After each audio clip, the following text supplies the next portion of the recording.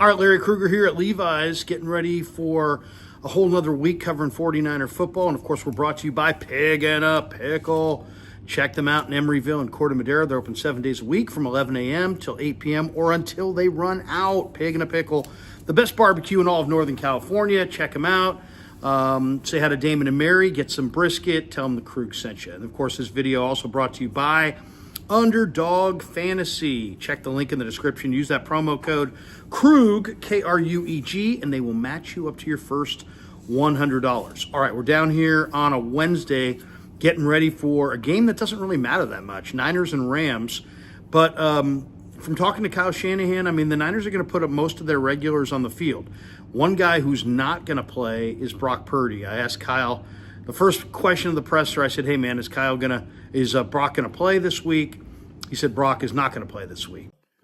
Kyle, do you plan on playing Brock Purdy against the Rams? No, Brock's the only guy for sure. No, I don't play. I'll play. So he'll still be in uniform.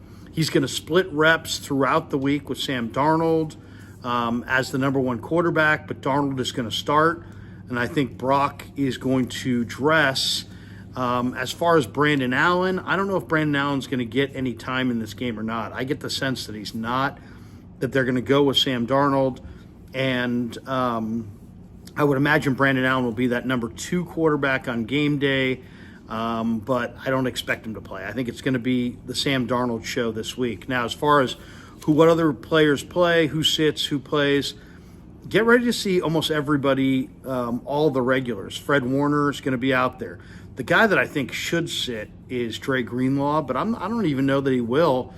It might be one of those things where some of the veterans are active and then may play a series or two, and then they may go to, the backups. But it's going to be a really interesting situation, because the one thing you don't want to do is you don't want to have a veteran suit up, play, tape himself up, get ready, then pull him out of the game only to see his backup get hurt, and now he's got to kind of, being cold, kind of get it revved back up. So it's a little tricky.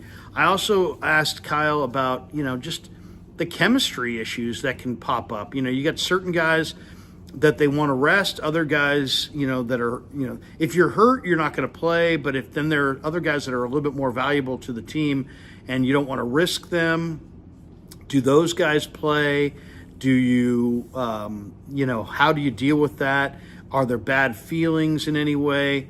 And Kyle basically just cut right to the chase and said, "Hey, look, that's why we got to communicate. We got to tell everybody this is the deal. We can't rest everybody." He thinks 2 weeks of rest is too much. So they're not looking to rest guys, but they do want to make sure they get through this game unscathed injury-wise. I don't think you're going to see Eric Armstead until that divisional round of the playoffs, because he's got the plantar fasciitis. There's a couple other guys that I think are probably going to wind up sitting out as well with minor injuries. But all the regulars are going to go. Outside of their minor injuries, they're going to go. And, we're going to see a full contingent of 49ers against the Rams. As far as other injuries, I mean, there's a number of guys who are a little bit dinged up. The old saying in football, when you get to week 16, week 17, week 18, is everybody's hurt, tell me when you're injured. So the injured players are not going to play, but everybody's got something that they're battling. The max that they can pull off the practice squad are 2 guys.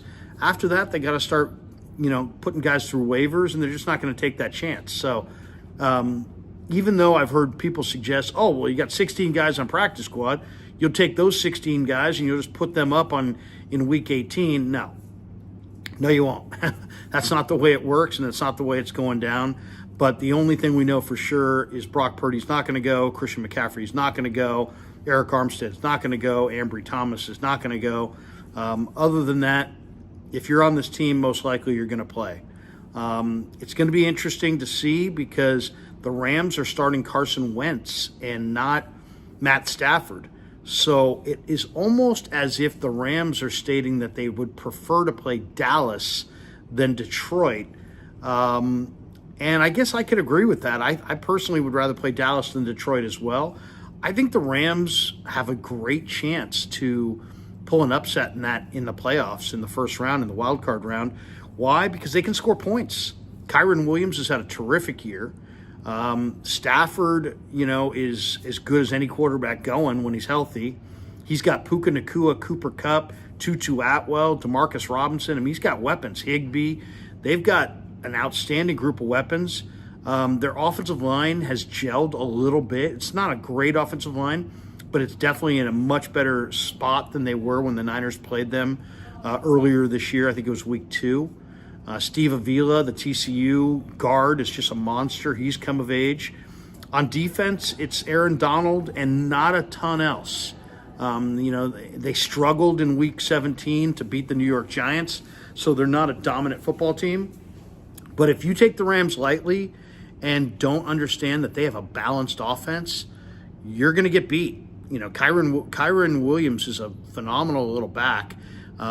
He's a small back, but he's quick. He's strong. He hits the hole.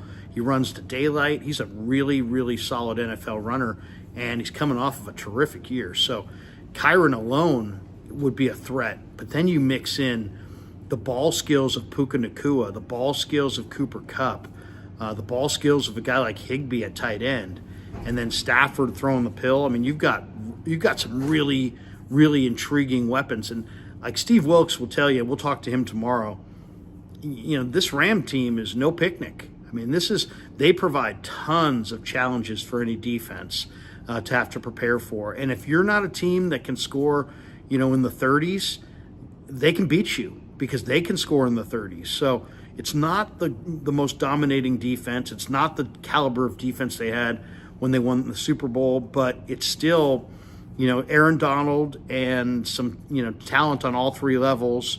The rookie from Tennessee's having a nice year. They've done some good things on defense. They're not there yet. I mean, they're still kind of going through their cap issues, and they're still kind of building this thing up. But, the more I watch the Rams, the Seahawks, and the Cardinals, the more I think the Rams might be the team that challenges the Niners in this division in the next 5 years. Why? Because McVay's a damn good coach. Stafford's still playing at a high level. They've got offensive weapons. They can score points. Now, if they can just devote an offseason to upgrading their defense, Les Snead, I think, is an underrated general manager. He goes and gets 4 or 5 players on that side of the ball, and suddenly the Rams are going to be no picnic to deal with on either side of the ball. So, luckily for the Niners, this game doesn't matter. They want to get through it unscathed and healthy as possible. Take that bye week, rest up for the divisional round, and take it from there. They got 2 games here at Levi's, and then the Super Bowl if they can win out. As we all know, the road to Vegas comes through Levi's Stadium in the NFC as long as the 49ers are alive. So it's going to be interesting. And this game, the one thing you're going to get ready for is you're going to get a full look at Sam Darnold. We'll probably get a chance tomorrow to talk to Darnold a little bit about what he sees. He's got great arm talent. I'm not a huge Darnold fan, but he made some nice throws in that Ravens game, and he could definitely throw it around. So you're going to see some younger receivers. I would expect Tay Martin to get some run in this game. The Niners are going to try to minimize the exposure for all their crucial veteran players, but it's going to be a huge challenge for Shanahan to do that and still win this game. So should be interesting. Of course, the Pro Bowl voting's coming up. The one guy who's never made a Pro Bowl, who, looking at the list of the Pro Bowl fan voting, doesn't look like he's getting a lot of love this year either, is Dre Greenlaw. And to me, that's shocking. I mean, you would think on this 49er team that a guy like Greenlaw would get recognition, but for whatever reason, maybe it's the presence of Fred Warner or all these other great players, Greenlaw consistently gets overlooked, and it looks like he may get overlooked again this year. We'll look for that in the next 24 hours to see how the Pro Bowl rosters come down. All right, we're here in Santa Clara. I'm going to jump on with Guy Haberman. We're going to do a little video and a little live stream on both channels coming up. Check out that. And thanks to Pig and a Pickle for being the title sponsor of the Krug Show. Thanks to Underdog Fantasy for sponsoring this video. Thanks to all you guys for supporting the Krug Show on YouTube.